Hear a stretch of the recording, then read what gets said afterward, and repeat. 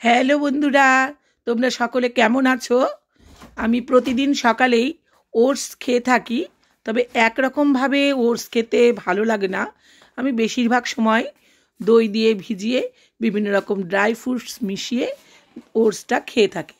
তবে আজকে একটু অন্যরকম করে ওটসটাকে ট্রাই করলাম।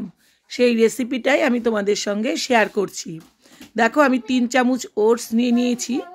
আর এখানে ছোট একটা বাটি করে আমি দই বসিয়ে রেখেছিলাম ঘরেই, সেই দইটাকে এর সাথে মিশিয়ে নিচ্ছি।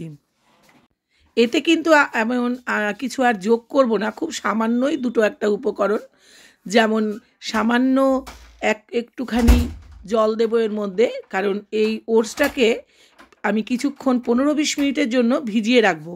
না হলে কিন্তু এটা মাখো মাখো একটা ভাব হবে না, আর এটা দিয়ে রুটি বানানো যাবে না। আর এটাকে ভিজিয়ে মোটামুটি ধরো 15-20 মিনিটের জন্য রেখে দিলেই কিন্তু এটা রুটি বানানোর উপযোগী হয়ে যাবে। আর এতে যোগ করেছি পরিমাণ মতো লবণ, হলুদ আর একটু গোলমরিচের গুঁড়ো। আমি উনুনে একটা প্যান বসিয়ে দিলাম, আর তাতে খুব সামান্য পরিমাণ একটু সাদা তেল দিয়ে দিয়েছি।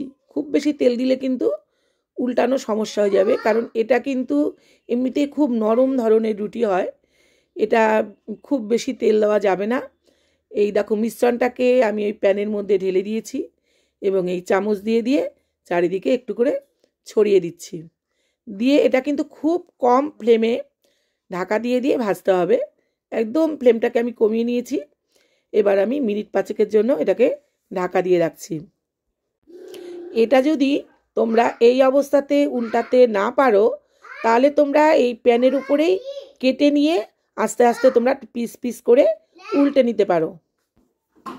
এই একটা ধার কিন্তু আমার হয়ে গেছে। এই 4-5টা একটু খুন্তি দিয়ে আমি উঠিয়ে নিয়েছি। এবার একটা প্লেটের ওপর এটাকে উপর করে দিলাম। তারপর ছোট ছোট পিস পিস করে এগুলোকে আমি তাওয়ার উপরে দিয়ে দিলাম।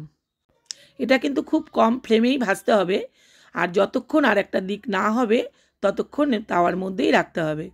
এবার আমার একটা দিক হয়ে গেছে, এবার আমি এগুলোকে তুলে নিলাম।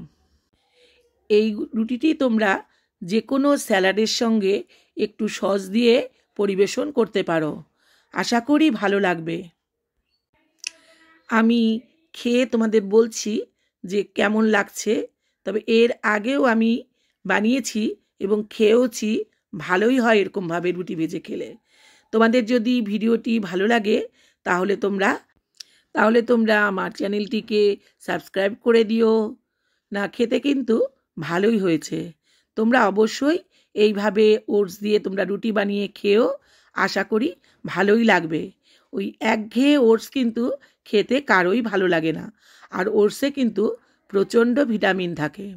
টাটা, বাই বাই, আবার দেখা হচ্ছে অন্য কোনো ভিডিও নিয়ে।